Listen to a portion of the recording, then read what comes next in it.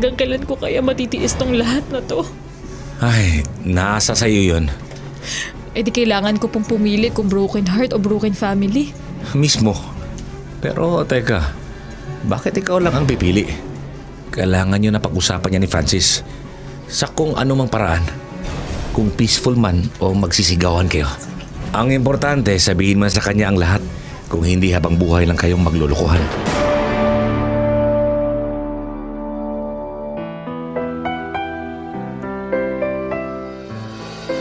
Ang bawat isa sa atin ay may sariling opinyon at kuro-kuro sa anumang drama meron ang buhay. Sa TLC, The Drama Special Interactive, aming pakikinggan ang gustong sabihin ng inyong puso't isipan. TLC, The Drama Special Interactive. Involved ka dito.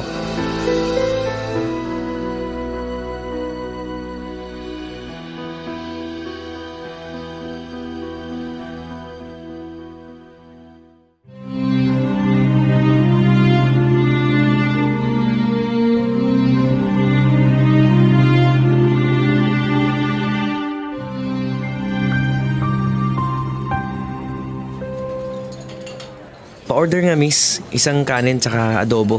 Isang order rin. Sige, sige. Eto po, Nasaan si Aling Belen? Parang ngayon lang kita nakita dito, ha? Pamangkin ako ni Tita Belen. Masama kasi yung pakiramdam niya, kaya ako muna yung pinakuusapang mamahala dito sa karinderya niya. Inagsara na rin kasi yung binabantayan kong tindahan doon sa amin. Nako, mas masarap ka pa magluto kaysa kay Aling Belen, ha? Pwede ko nang mag-asawa. Ay naku, baka marinig ka ng ibang tauhan dito. Wala naman na rin nanliligaw, kaya paano naman ako mag-aasawa? Nako, napakaswerte ko ngayong araw na to, ha? Po? Ano yun? Wala. Miss, pwede bang isave mo rito yung number mo? Para ma-text na kita ng advance sa orderin kong ulam. Ikaw ha, pinapatunayan mong basta driver. Basta driver, sweet lover. Hindi. Basta driver, bolero. Hindi pa nga natin alam yung pangalan ng isa't isa eh. Yun lang pala eh. Ako nga pala si Francis, ikaw. Vina. Ganda naman ng pangalan mo. Ano ba? Sige na, lagay mo na yung number mo. Suki kaya ako ni Aling Belen. Kaya para sa ulam, hinihingi ko yung number mo. Ano? Sige na, ito na ilalagay ko na. Pero hindi kita marereplayan na wala kasi akong load lagi. Akong bahala sa'yo. Lolodan pa kita.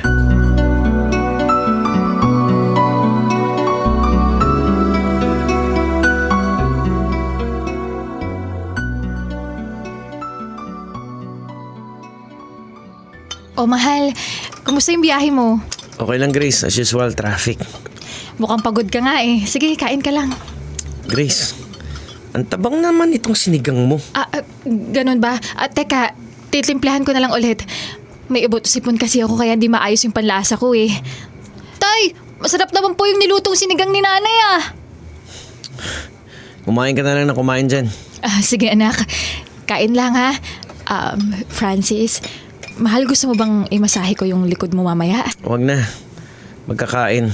Magpapahinga na lang ako saglit at matutulog na. Sige. Wala ka bang naaalala ngayong araw na to? Wala naman. Anong date ba ngayon? Tay, November 12 po ngayon. Kaarawan po ni nanay. Ganun ba? Bakit di mo sinabi, Grace? Hindi ko naman alam na kailangan ko pa palang ipaalala sa'yo. Okay lang naman. Di na ako bata para magdiwang pa ng birthday. Ay, ikaw ang bahala. Pakiabot na nga ng kanin.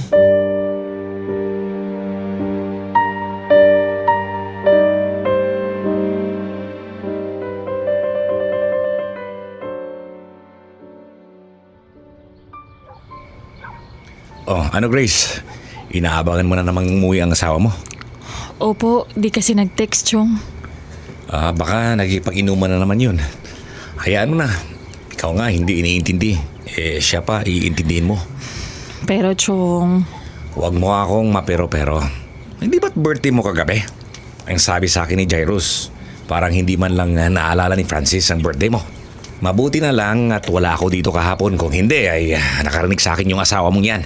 Chong naman, pagod lang yun sa biyahe kaya di niya naalala. Kahit pagod, ang utak ay gumagana pa rin dapat. Birthday ng asawa niya, hindi niya alam. Mabuti na lang at nagdala ako ng pansit at cake para sa'yo kanina. At tuwang-tuwa ang dalawa mong anak. Na-feel nila na kaarawan mo nga. Chong, ganun lang talaga si Francis. Hindi, anong nagsisimula pa lang kayo ay napakaganda ng relasyon nyo. Lagi ko nga kinikwento sa mga kapwa ko tindero sa Baklaran. Lagi ko rin kayong pinagdarasal sa simbahan pag First Wednesday. Dahil bilib na bilib ako sa relasyon nyo noon. Ewan ko ba, Chong? Ganun ba talaga pag matagal na magkarelasyon? Ay, wala sa tagal o ikli yan. Nasa inyong dalawa kung papaano nyo pagtitibayin. Tingnan mo kami ng tiya mo. Hanggang ngayon, kami pa rin. Aba, dalawa na anak nyo. Yung isa, 3 years old at yung isa naman ay 8. Kaya para sa mga anak nyo, pagandahin nyo pa lalo ang samahan nyo ni Francis, ha? Opo, Chong. Salamat po pala ha. Kada weekend ay dito kayo natutulog sa amin. At least may nakakausap ako at nakakasama sa pagbabantay ng 2 bata. Oo naman, wala yun. Nung sa amin pa kayo nakatira ay talagang napamahal sa akin ang mga apo ko. Chong, salamat po sa pagpapalaki sa akin ha. Pasensya na rin at wala akong maibigay kasi nga housewife lang po ako sa ngayon. Ay, wag mo nilalang ang pagiging may bahay dahil iyan ang pinakamahirap na trabaho. Piruin mo maghapon kang gumagawa ng gawaing bahay at nag-aalaga sa mga anak mo. Pagdating naman ng asawa mo, kailangan mo alagaan mo rin siya. Kayang-kaya ko naman po yun dahil mahal ko po yung pamilya ko. Ay, ang tanong, mahal ka pa ba? Dito talaga oh. Dati po botong-boto po kayo kay Francis. Ay, ngayon hindi na. Binabawi ko na ang boto ko. Grace, kahit simpleng bagay lang yan, ang asawa ay asawa. At dapat lang natratuhin ka niya ng maayos. Dahil maayos ka namang nakikitungo sa kanya.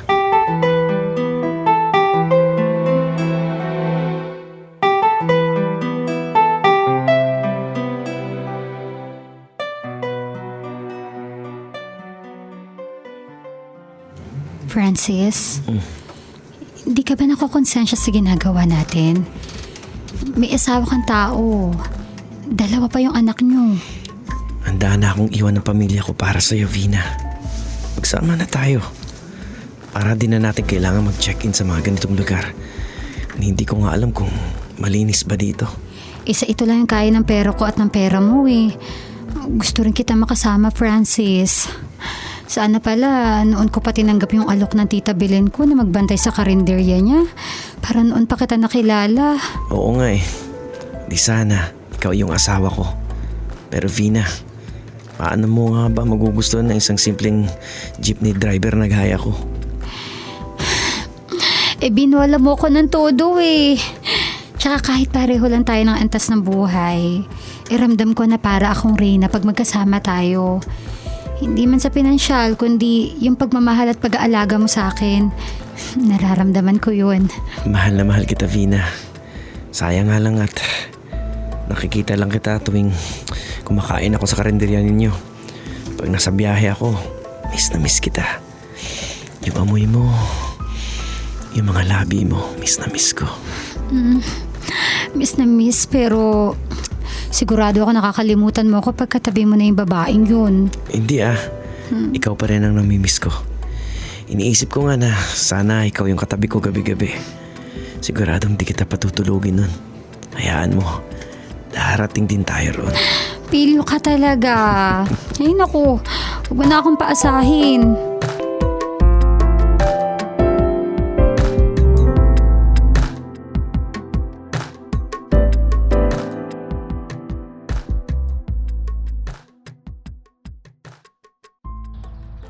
Oh, bakit ka nag-iiyak dyan, Grace, ha?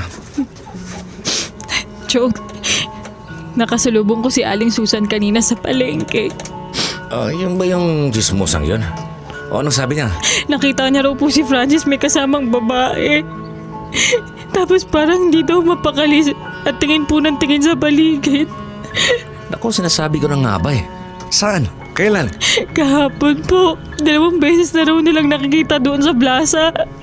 Pero kahapon niya lang na siguro na si Francis nga po yun. Sa plaza? Abay, di na nahiya. Ilang kilometro lang ang layo nun dito, ha? At isa pa, napakamaraming motel sa paligid nun. Talagang niloloko ka ng asawa mo, ha? Nasaan na bang yung lalaking yun? Wala po, nagbiyahe po. Anong biyahe? Biyaheng langit? Lintik yung lalaking yan. Di kaya yan ang dahilan kung bakit kumonti yung binibigay niya sa yung pamalengke at panggastos nyo. Chong, hindi pa naman po kumpirmado eh. Maniniwala lang po ako mismo kung ako po yung makakakita. Ay, alam mo, di ko alam kung tanga ka o nagtatanga-tangahan. Basta kahit anong mangyari, itabi mo yung naipon mong pera noong nagtatrabaho ka pa, ha? Para pag bigla kayong iniwan ni Francis, ay may panggastos kayo. Saka mabuti pa, tanungin mo na si Francis mamaya. Chong, hindi naman po aamin yun kung sakaling totoo po yung sinabi ni Aling Susan eh. Pwes, amin na yung kutsilyo at puputulin ko yung ano niya pag di pa siya umamin. Chong naman. Nako Grace, iba na ang panahon. Di na uso ang misis na umaatras sa laban at natatalo ng kabit. Ikaw ang asawa, ha, Grace. Imbes na magbumukok ka riyan, iwan mo sa akin yung 2 anak mo at puntahan mo lahat ng posibleng lugar kung saan ang asawa mo.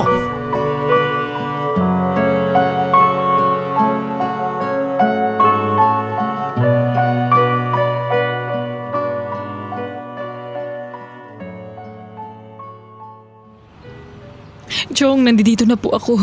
Si Jairus at Cheska po. Matapos mag-lunch ay inantok at natulog na sila doon sa kwarto nyo. O ano, nakita mo na ba ang asawa mo?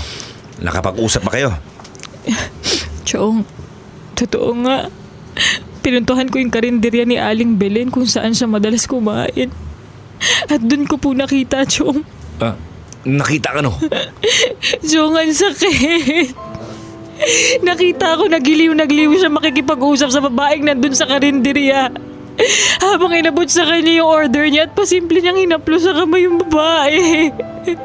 At ilang beses sila nagkikindatan at nangingitian doon. Anong ginawa mo? Sinugod mo? Hindi po. Umalis po ako. Buti na lang at hindi ako napansin ni Francis. Ano ka mo? Mas dapat nga napansin ka niya eh. Ano ka ba naman, Gracia, ha? Dapat sinugod mo at binuhusan mo ng sabaw yung babae. Eh bakit ko naman po gagawin yun? Baka nga po hindi alam ng babae na pamilyado pala si Francis eh. Ano? Maliit lang tong lugar natin, ha, Grace? Imposibleng di niya alam yun. Tsaka, bakit di nagtataka yung babae na tinatago siya ni Francis? Pero Chong... Puro ka pero. At bakit yung asawa mo? Di mo man lang magawang sugurin, ha? Nakakahiya po, ang dami pong tao. Mas nakakaya yung ginagawa nila.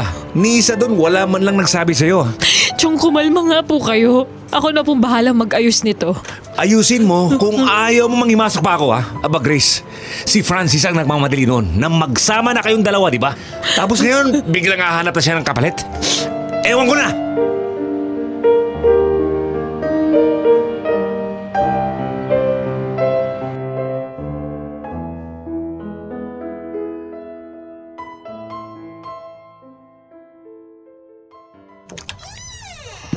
Ano ba yan, Grace?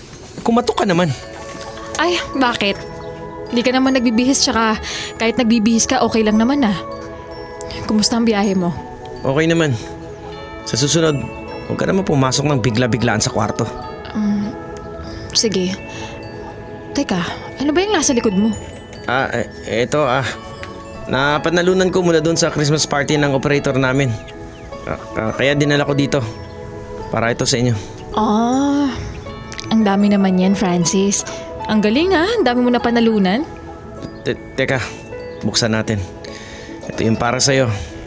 Yung kila Jairus, mamaya na lang pagising nila. Wow, ang ganda ng bestidang to ah.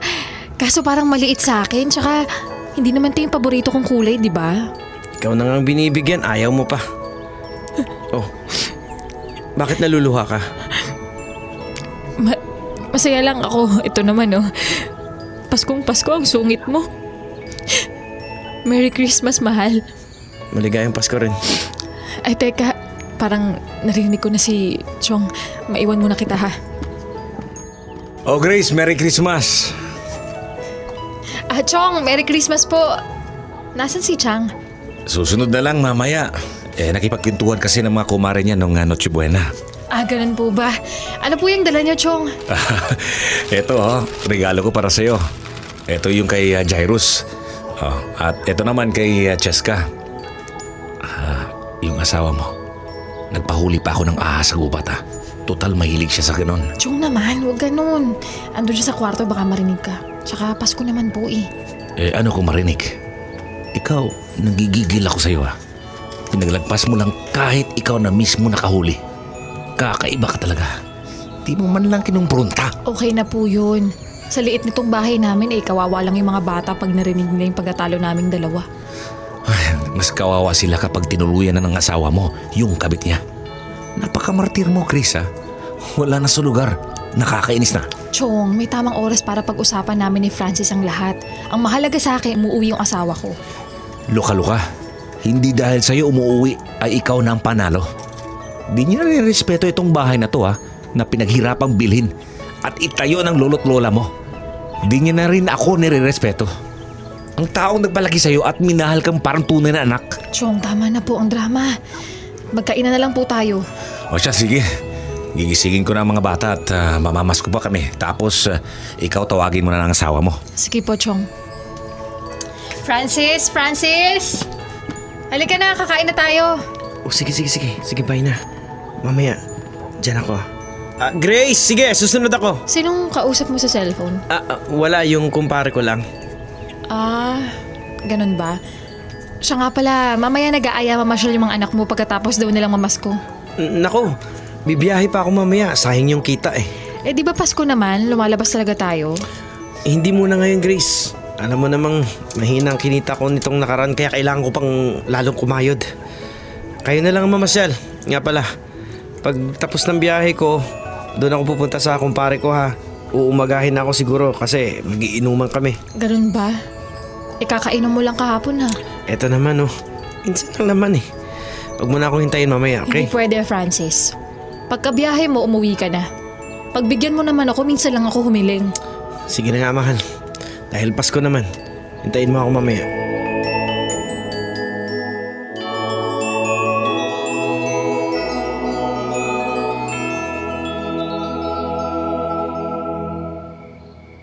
Nay, anong oras daw po uwi si tatay?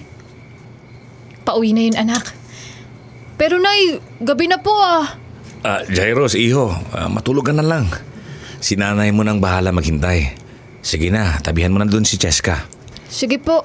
O ano, hintay ka pa ng hintay. Alam mo namang hindi darating. Darating po yun, nagsabi po siya eh. Ay, wala na yon. Baka New Year pa yun bumalik. O kaya pagtapos na magpaputok ng kabit niya. Chong naman. O bakit? Yun naman ang totoo, di ba? Masakit. Chong, kanina nasa kwarto si Francis, bigla akong pumasok at naabutan ko siyang may inaayos na mga regalo. Nainis siya dahil bigla daw akong pumasok. Sabi niya regalo raw para sa amin pero nung buksan ko po halata naman para sa babae niya yung gift niya yun eh. Oh, ano? Tinanong mo ba siya? Hindi ko na po kinu-question. Sabi ko lang parang maliit sa akin. Tsaka bakit hindi naman po yun yung paborito kong kulay? Ay, ayan. Diyan ka magaling. Sa pagpapanggap na okay ka. Kaya tingin ng asawa mo, okay lang mga bit. Chong, hanggang kailan ko kaya matitiis tong lahat na to? Ay, nasa sa'yo yun. Kung sa akin nangyari, tatadyakan ko palabas ang tiyang mo. Pero sa kabilang banda, kawawa rin kasi mga anak mo eh. Lalaki sila sa broken family. Di kailangan ko pong pumili kung broken heart o broken family. Mismo. Pero teka, bakit ikaw lang ang pipili? Kailangan nyo na pag-usapan niya ni Francis sa kung anumang paraan. Kung peaceful man o magsisigawan kayo. Ang importante, sabihin mo na sa kanya ang lahat. Kung hindi habang buhay lang kayong maglulukuhan. Hindi ko kasi alam, Chong, kung makakaya ko po. May mali po ba sa akin, Chong? May magkukulang po ba ako? Kasi yung ipinalit niya po sa akin, simpleng babae lang rin naman. May intindihan ko po sana kung mas mayaman. Kasi pera-pera lang siguro eh. Pero mukhang mahal niya po talaga yung babaeng yun, Chong. Ay, alam mo Grace, tanging ikaw lang at si Francis ang makakasagot sa mga tanong na yan.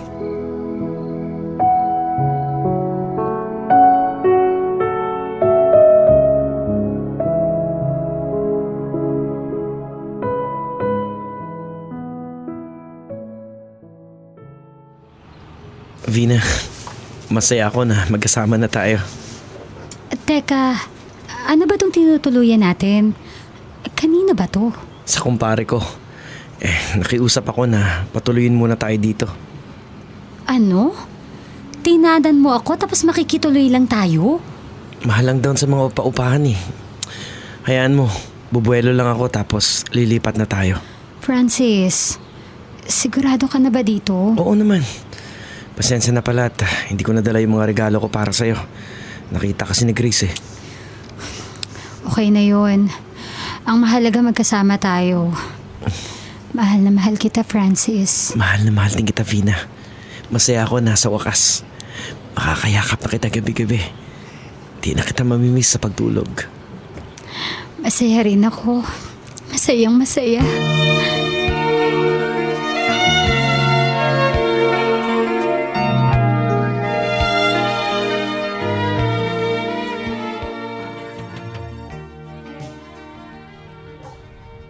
O anong sinabi ko sa'yo? Aabutin siya ng New Year, di ba?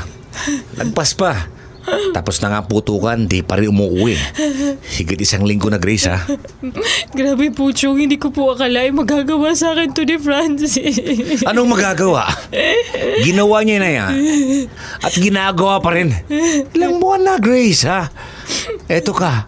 At ayaw mo pa rin kumprontahin ng asawa mo. Ayan! Mula Pasko hanggang ngayon, di ka inuuwian. Chong, hinaan niyo po yung boses niyo. Natutulog po yung mga bata. Yun nga po yung masakit, Chong eh. Ay, Diyos ko. Ilang beses ko papaalala sa'yo.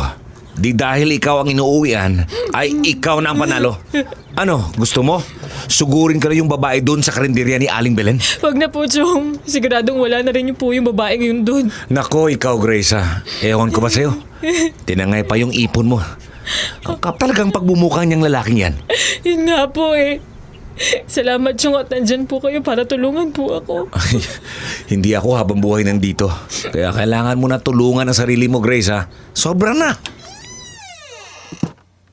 Francis? Grace, patawarin mo ako.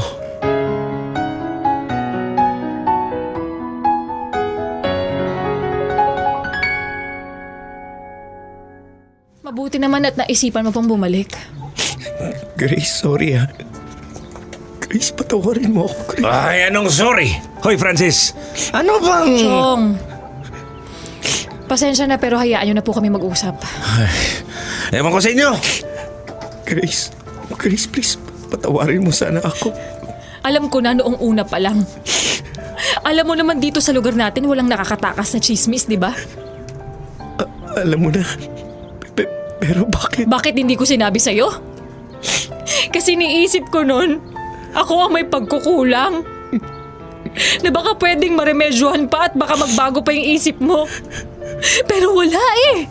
Wala akong nagawa. Grace, hindi ko sinasadya. Kaya sinadya mo o hindi, nagkaroon ka pa rin ng kabit. Francis, alam mo ba yung pinakamasakit, ha? Iniisip kong okay lang. Panalo kasi ako kasi sa akin ka umuuwi. Pero hindi pala. Sa una lang pala yun. Talo na ako sa laban kasi hindi ka naman maghahanap ng iba kung kontento ka na sa akin, di ba? Grace, pangako, hindi ko na... Huwag ka nang mangako, Francis. Gawin mo na lang. Ang tagal na nating mag-asawa. 2 na nga yung anak natin, di ba? Baka nakakalimutan mo. May anak kang babae, Francis. Hindi ko alam kung paano mo naaatim na manakit ng damdamin ng isang babae. Ang sakit-sakit, Francis. Grace, susubukan ko magbago. Nadala lang ako kasi siya yung nakikita ko tuwing kumakain ako. Tapos nakakausap ko siya at hindi ko na may nakala na magkaroon kami ng relasyon. Alam mo, Francis? Ang tanga ko, no? Ikaw patuloy ang nagdedetalye ng lahat. Dahil kahit pa nakita ng 2 mata ko na naglalanggian kayo sa karinderya, ay never na ako nag-imbestiga sa relasyon nyo. Grace, sabihin mo nga sa akin. Anong pwede kong gawin para patawarin mo ako? Francis, madali lang magpatawad. Ang mahirap ay yung sugat na iniwan mo dito sa puso ko. Hindi ko alam kung gagaling pa to. Pero sigurado akong mag-iiwan to ng peklat. 'Di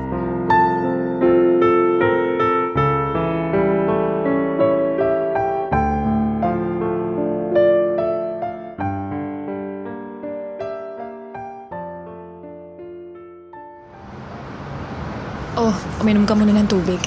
Salamat, mahal. Naku, tingnan mo si Cheska. Oh.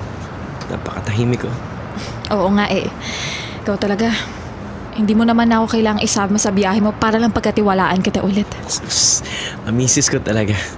Tingnan mo ha, nagbabaon na ako palagi para hindi mo na rin ako pagdudahan na sa karinderya pa ako kumakain. Sarap ka ng luto mo eh. Sana sinabi mo nung una pa lang, naluto ko pala yung problema. Pagbiro ka talaga, Grace. Grabe no? Ilang linggo na yung lumipas pero hanggang ngayon, takot na takot pa rin ako tuwing malilate ka ng uwi. Grace, diba, sinabi ko naman sa'yo na hindi na mauulit. Ikaw at ikaw lang ang uuwian ko dahil ikaw ang asawa ko. At kailangan ako ng mga anak natin. Sabi mo yun ha? Cheska, narinig mo ba yung sinabi ng tatay? Hello? O Chong, napatawag po kayo. Oh, ano? Di mo talaga ako tinawagan sa ilang linggo na di ako nakapunta riyan. Eh kasi po Chong, baka galit pa po kayo. Ay, galit ako pero matitiis ko pa naman ng pamangkin ko. At ang mga apo ko.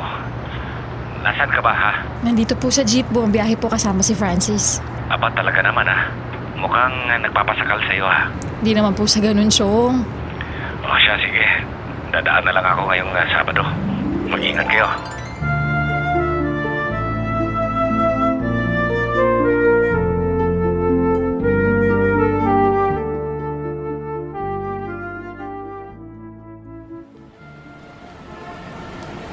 Hello, Grace.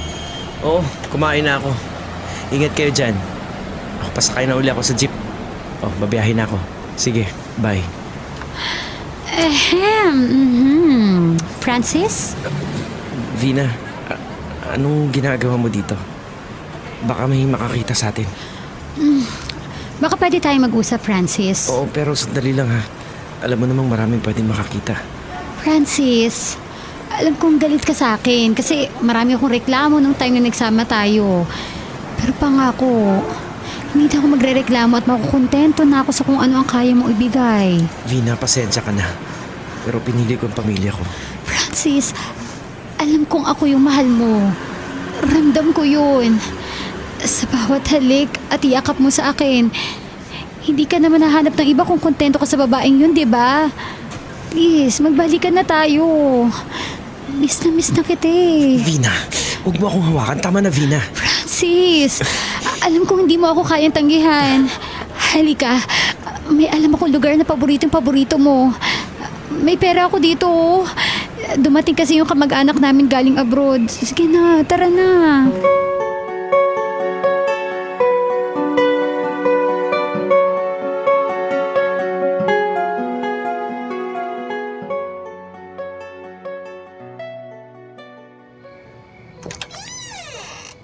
Grace, andito na ako. Buti naman at naisipan mo pang umuwi. Ilang gabi ka na namang umuwi ng late ah. Madalas lasing pa. Anong meron, Francis ha? Pwede ba? Pagod ako. Matutulog na ako. Ano? Siya na naman ba? Ayoko mang sabihin yung pangalan niya dahil nandidiri ako. Pero si Vina na naman ba ha? Ano, sumagot ka! Anong nakakadiri kay Vina, ha? Yung kababuyan nyo! Kayong dalawa, nakakadiri kayo! Masarap ba sa pakiramdam na dalawa kami kinakama mo, ha? Ayusin mo yung pananalita mo, Grace, ha? Ikaw ang umayos, Francis! Pagod na ako! Bakit ba problemado na nga tayo sa pera, dinadagdagan mo pa? Nambababae ka pa, ha? Ano bang meron kay Vina na hindi mo mahanap sa akin? Wala! Dahil magkaiba kayo! At pareho kayo di kayang iwan! Hindi pwede na dalawa kami sa buhay mo, Francis! Ngayon, mamili ka! Yung babaeng yun o ako! Magkaalaman na tayo! Grace, sinasabi kong pagod ako, di ba? Pwede ba? Saka, huwag kang mag-iingay, magigising yung mga bata. Uulitin ko, mamili ka sa aming dalawa. Ako o yung kabit mo! Oh, sige! Total, pinipilit mo akong mamili. Tumabi ka riyan at kukunin ko yung mga gamit ko. Aalis na ako dito!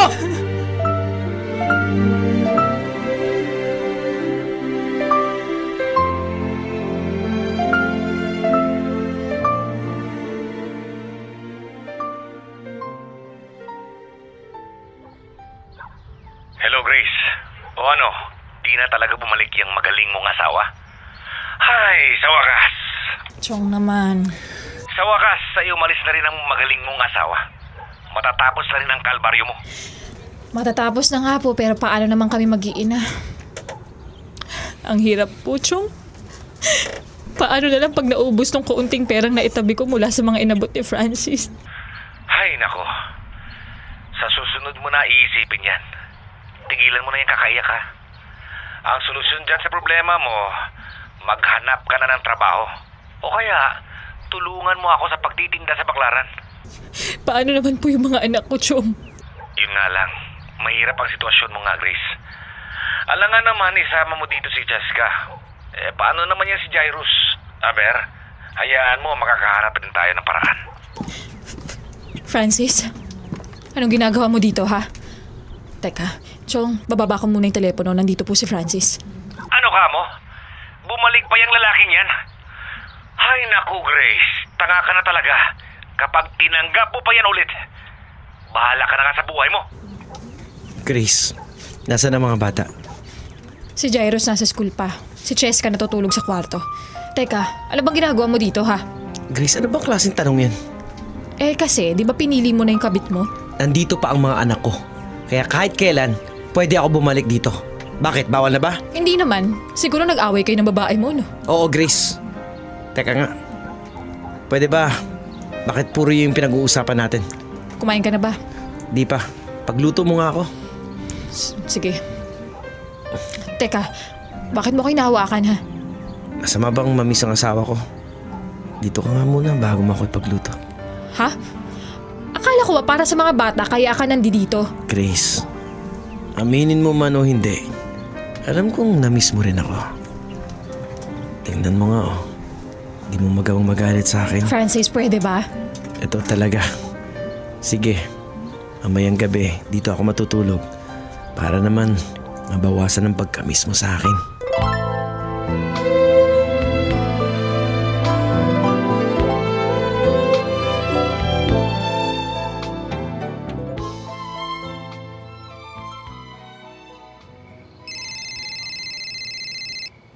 Chong.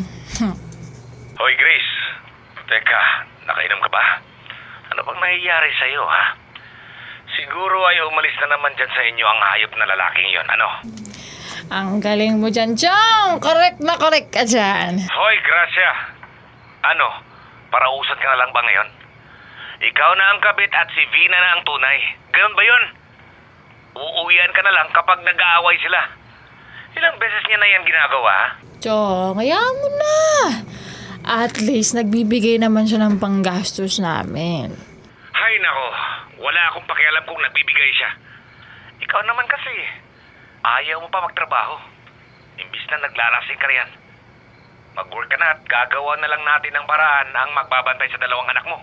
Chong, bakit kaya ganito nangyari sa akin, no? Hanggang ngayon, hindi ko alam saan ako nagkulang. Nung huling beses tinanong ko ulit si Francis, ang sabi niya wala daw problema sa akin. Sadyang na-in love lang talaga siya dun sa babae na yun. Kaya nga gumising ka na sa katotohanan. Masarap naman ang buhay ng Francis na yan, ha? Dala-dalawa kayo. Palipat-lipat lang siya kung kailan at saan niya gusto. Abay, ipagdarasal ko na ang kaluluwa niyan dahil sumakabilang bahay na. Chong talaga, oh. Talagang talaga. Ewan ko ba sa'yo? Wala akong ka-stress-stress sa'yo nung bata ka pa, pero ngayon, parang wala kang pinagkatandaan.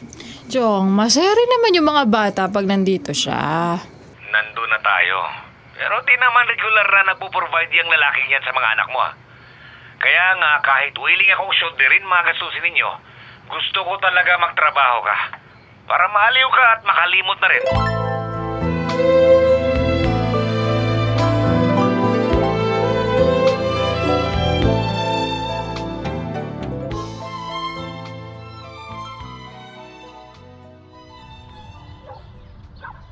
Nay, bakit po kayo umiinom? Alak po yan, di ba? Anak, wala lang to. Wag mo lang akong pansinin. Nay, wag po kayong uminom. Magtubig na lang po kayo. Anak, Hayaan mo na si nanay. Pero nay, ilang gabi na po kayo naglalasing. Makakasama po yan sa inyo. Ay, Jairus ha. Wag kang magsasabi sa lolo Mario mo na umiinom pa rin ako. Kung hindi, lagot ka sa akin ha. Nay, marami naman po pwedeng gawin para sumaya kayo bukod sa pag-inom eh. Bakit anak ha? Mukha ba akong malungkot ha?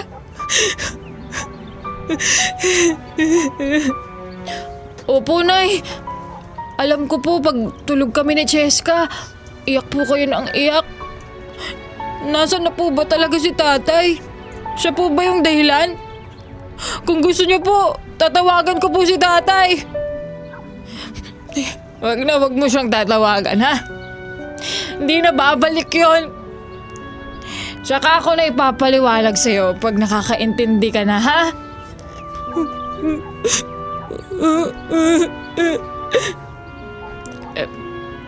Bakit ka umiiyak ka?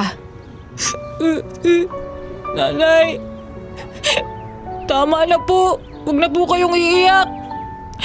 Kasi gusto ko ring maiyak pag nakikita ko po kayong ganyan eh. Pinipigilan ko lang po.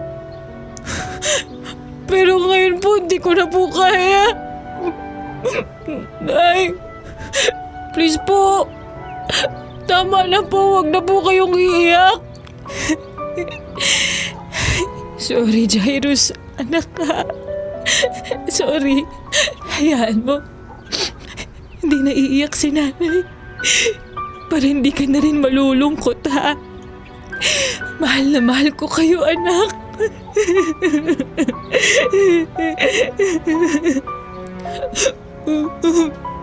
I love you rin po, Nay.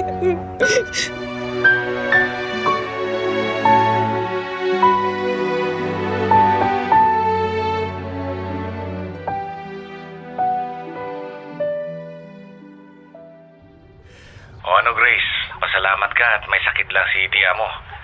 Di kita napupuntahan dyan. Ano, natauhan ka na ba? Opo, Chong. Hindi talaga ako mahal ni Francis. Ay, tigilan mo ko sa mahal-mahal na yan. Ang sabihin mo, di niya alam kung ano ang pagmamahal. Puro tawag lang ng laman, pinaiiral niyang asawa mo na yan. Chong naman. O ano, ipagtatanggol mo na naman?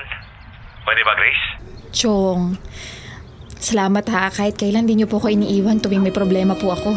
Eh kung iiwanan kita, baka ano pang gawin mo? Saka di lang ito para sa'yo. Para ito sa mga apo kong si Jairus at saka si Cheska. Ano na bang plano mo ngayong wala na yung lalaking yan? Bala ko po sana mag-apply kaso po. Oo na. Kaso ako ang magbabantay dun sa dalawa mong anak. Ay, sa bagay, marami naman akong tindera sa pwesto namin sa Baklaran kaya okay lang. Sige, payag ako. Pagaling ng tiya mo, apply ka na. Talaga, Chong? Salamat po sa lahat, Chong. Baka po magalit si Chang, ha? Ay, hayaan mo. Sawa na ako sa mukha niya. Mas gusto ko makita araw-araw ang mga apo ko. Teka pala, pwede bang minsan ay doon sila sa bahay namin? Nako, Chong, sabi na eh. Mamimiss mo rin kagad si Chang.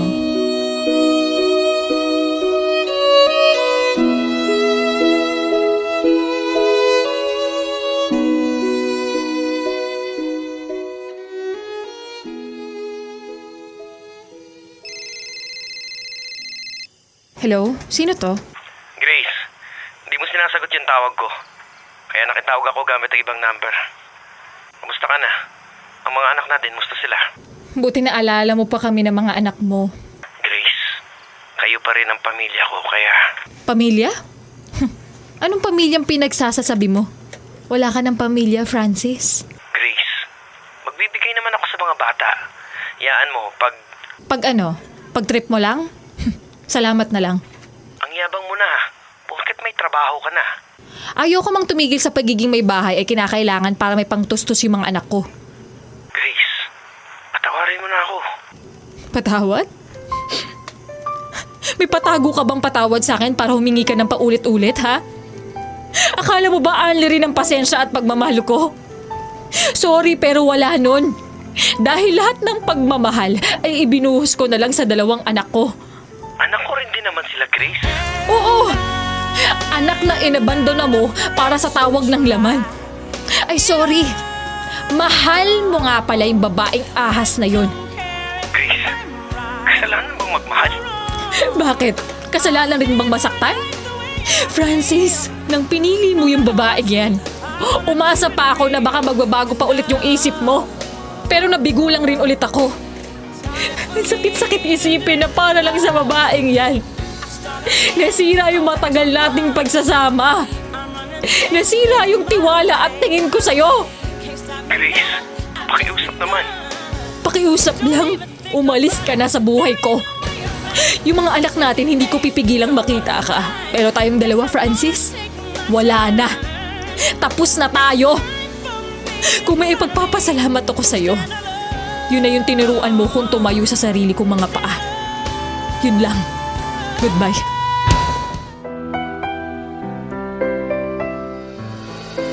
Ang bawat isa sa atin ay may sariling opinyon at kuro-kuro sa anumang drama meron ang buhay.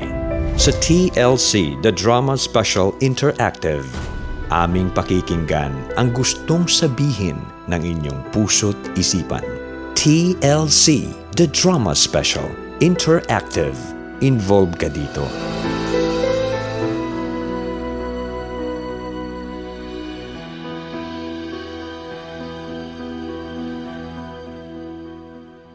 Always your number one SM radio station. Love Radio.